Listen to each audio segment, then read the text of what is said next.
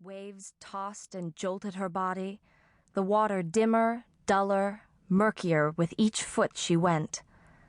60 feet down, the light was that of an autumn's half-moon, and down there, for the first time, she moved her arms from her sides, doing handstands underwater, feeling for the familiar.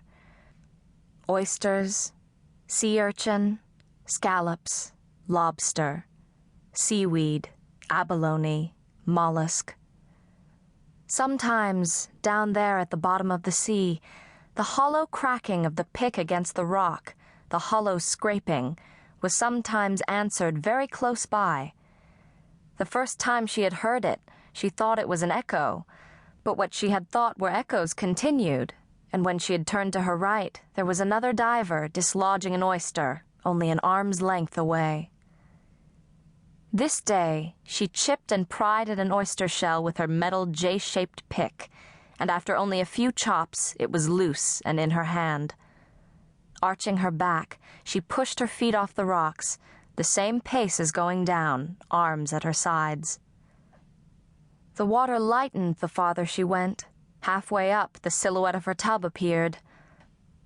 Up, up until she popped out of the water, waist high, settled back, dropped the oyster into the tub.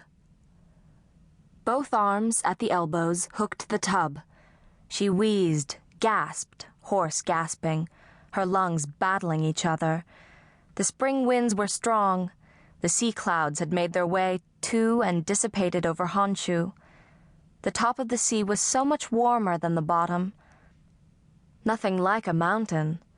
60 feet up, a mountain makes little difference in the temperature. Not the sea. Going down is like autumn into winter. Winter into autumn back up, but the thaw is very slow. Her lungs cleared, her breathing no longer scratchy. She let out a long whistle, released the tub, gave it a shove off in the direction of the sun, and went back into the sea. For the final time on that day, a day where she had done more than 50 dives, she headed back up, a lobster in her vice-like grip. She surfaced, wheezing, the taut air squeezed out of her lungs to her throat, then through her chattering teeth. She showed Kenichi her lobster, barely able to hold it out of the water, knowing that he was thrilled because, as always, she shared it with him. But lunch wasn't on her mind.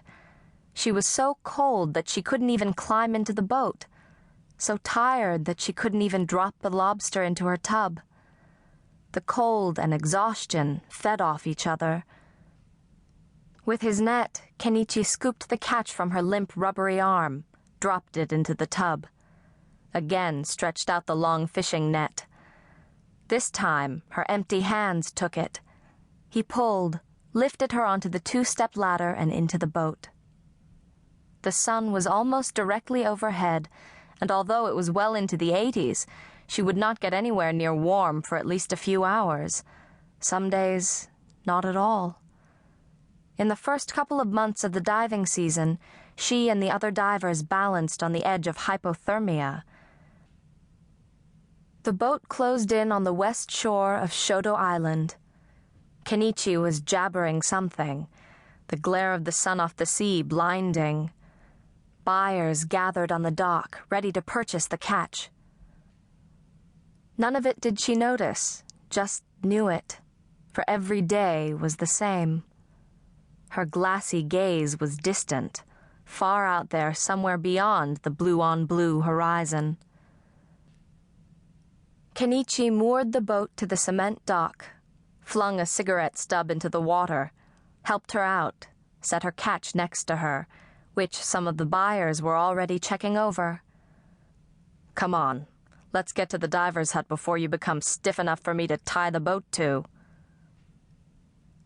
He said that nearly every day, and, as if the words were magic, she found herself taking hold of his arm as he led her over to the diver's hut. On the way, she stopped, lowered herself onto the dock, her legs knotted in cramps.